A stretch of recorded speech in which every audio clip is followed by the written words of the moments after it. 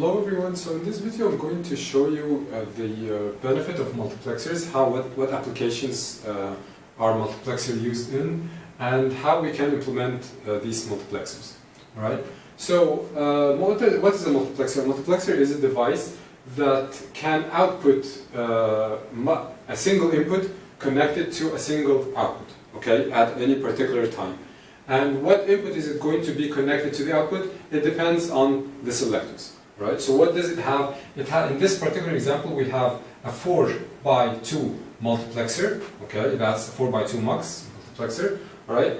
The 4x2 means that it has 4 inputs and it has 2 selector inputs. Right? These are connected to switches and these are also connected to switches. However, these switches are going to control the operation of this entire multiplexer. If the selectors are 0, 0, then you want the output to be equal to I0. So whatever comes at I0 is going to be outputted to Y. And whatever comes at I1 is not going to be affecting the Y at all. Right? Similarly, if S0 is equal to 0, 1, then you want here to be I1, while I0 is not going to be passed to the output at all. Okay?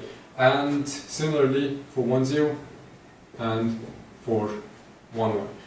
What are these? These are zeros or ones. Okay? So that's either 0 or 1. That's 0 or 1.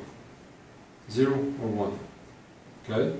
Whatever these values are, the output is going to take these values. Alright? So, what is the benefit of this multiplexer? Let's assume that you have a situation in an office where the boss is sitting somewhere here and has this connection, okay, connecting to his office, right? That's the boss, right? And the employers, we have 4 employers, and sometimes the boss wants to communicate with employer number 0, sometimes with employer number 1, sometimes with employer number 2, and sometimes with number 3. So what does the boss do? The boss sets these control inputs from his side to 0, 0, 0, 1, 1, 0, or 1, 1. Right? If it's 0, 0, then basically I0 is going to be connected. Then this line is going to be connected to the input coming from the employer number 0. And if it is 0, 1, then employer number 1. And 1, 0 is employer number 2, and so on and so forth. Right? That's a 4x2 multiplexer. Do we have something else other than the 4x2? Yes, we do. We have 2x1 multiplexer. What does that have? This looks like this. Alright? It has Y, okay, and it has one selector only, which is called S0, and that's why it has 2 inputs only, because the selector is either 0 or 1. So it can select either input I0 or input I1. Right? And we could have also another multiplexer, 1, 2, 3, 4, 5, 6, 7, 8, right? That's Y. And then we have 3 selectors, S0, S1, S2, and this is I0 down to I7. Alright? So that is 8 by 3 multiplexer. Okay? So, the question, each of them has its own application, right? And one of the applications is, of course, implementing functions. If you have a truth table, okay, truth table, x and y, and that's function f. Function f is affected by x and y, 0, 0, 0, 1, 1, 0, 1, 1, 0, 0, 1, 0. We could implement this truth table using multiplexers, right? So right now what I'm going to talk about in this video is how to do the implementation of the multiplexer, what is it formed from inside in terms of AND gates and OR gates, how do we build a multiplexer in terms of OR gates and AND gates, and later on in another video I'm going to teach you how to do the implementation of truth tables using multiplexers. Right? So how do we build a multiplexer? Let's take, for instance, the simple multiplexer, which is the 4 by 2. Alright? So, y S0, S1, 0, 0, 0, 1, 1, 0, 0, 1, 1, 0, 1, 1. Okay? I0, I1, I2, and I3. Okay? So you want I to be equals to, you want y to be equal to I0 when this S0, S1 is equal to 0, 0. Right? And that's why I'm going to put here S0, S1. But this is a bar and this is a bar, because both of them have values zeros. Right? And however, if S0, S1 are equal to 0, 1, then in that case I want it to be to take the value of I1. And that's why S0 is not going to take the bar, but S1 is going to take the bar. Right? So if you look at this, these two terms up till this point, we find that if S0 is if both of them are zeros, then this is going to be 1, and thus y is going to be equal to I0. Why is it going to be equal to I0? Because this is going to be 0.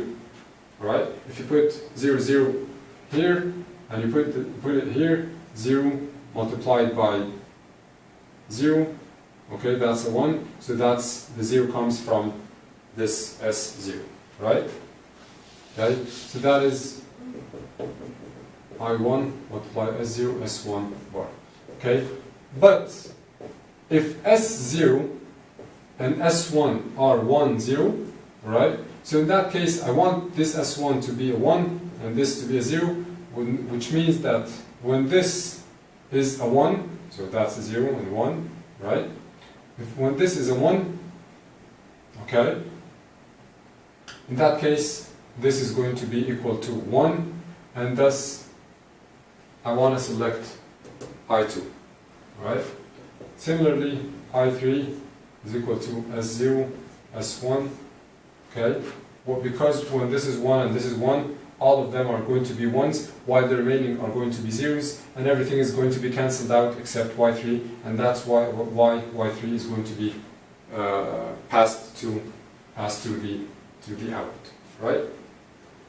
So how are we going to implement it? That's the equation. How can we implement this equation using AND gates and OR gates? How many OR gates do we have? We have a single OR gate, and we have 1, 2, 3, 4 AND gates. So that is the OR gate, and this is the output Y. And we have 1, 2, 3, 4.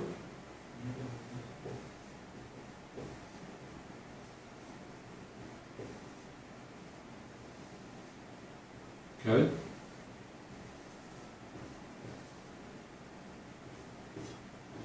Each one has 3 inputs, 1, 2, 3, 1, 2, 3, 1, 2, 3, 1, 2, 3. Okay? So the first one is S0, S1. But here there's a bar and there's a bar. Okay? S0, S1. Okay? And then I0. S0, S1 bar. And that's I0, I1. S0 bar, S1, right? And that is I2, S0, S1, and that is I3. Of course, you could replace this S0 with a NOT gate. S0 bar with a NOT gate, okay? But just for the sake of easiness, I do not need to replace. Once I write it down this way, implicitly it means that any S1 bar comes from this side, right? And any S0 comes from this node, this switch. Okay? Comes from this switch. Okay? So this S0 comes from this, and so on and so forth. Okay? So this is the way that we implement the multiplexer. You could write it down, and you could write down the equations pretty much even in a simpler or a more complicated example, like an 8x3 decoder. You expect to have one output and 8 inputs, I0 through I7, and you have 3 selectors, S0, S1, and S2. Okay? So the output would be Y equals I0 multiplied by something as a function of these 3, plus I1 plus I2 plus so on and so forth to I7. Okay, and each one of them has its own parentheses, and you fill in the equation.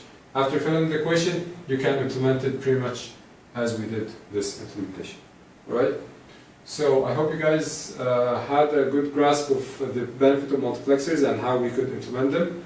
And the only thing that I want you to notice is when it gets more complicated, these examples get more complicated, we do not tend to write down the NOT gates. Sometimes it's much easier to write it down as S1 or S0 bar, as we are doing here. And in that case, it is implicitly understood that these S bars come from a NOT gate, right? Please let me know if you have any questions, and I'd be happy to answer them. Thanks.